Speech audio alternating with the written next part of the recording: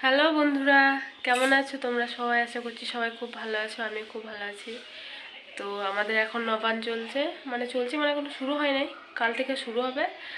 আর আমাদের সব ফলের বাজার টাজার হয়ে গিয়েছে। আর সারাদিন এত কাজ করছি, চুল টুল আঁচানো টাইম পাইনি। এই যে দেখো পেছনে ফল টল রয়েছে, এগুলো এনেছি নবান্নের জন্য। চলো তোমাদেরকে দেখাই। তো দেখো বন্ধুরা, এখানে রয়েছে কলা, আপেল, শাকালু, কুল, পানি ফল আর নারকেলটা আমি লাস্টে দেখাচ্ছি। আর এখানে দেখো আমার শাশুড়ি মা গোবর দিয়ে উঠোনটা লিপে নিচ্ছে।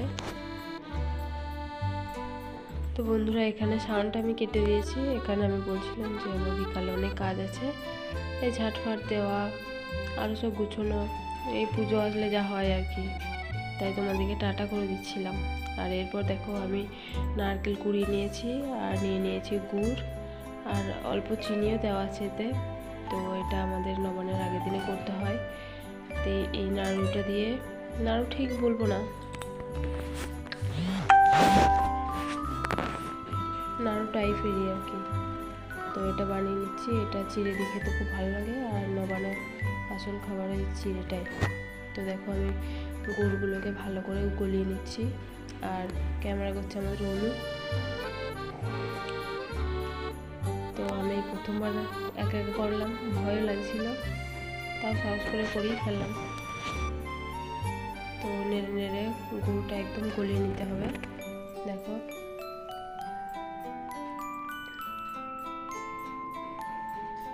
গুড় গলতেই চাইছিল না,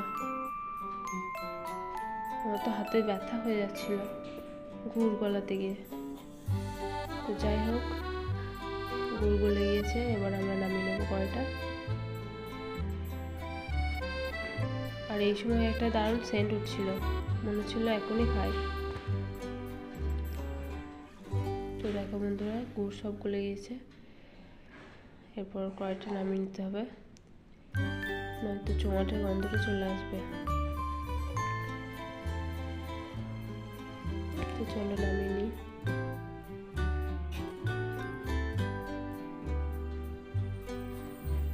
অন্য একবার করে আমাকে দেখাচ্ছে, এটাই প্রমাণ যে আমিও করেছি এটা, আর ও ভিডিও করেছে। তখন বাড়িতে কেউ ছিল না, আমরা দুজনেই ছিলাম।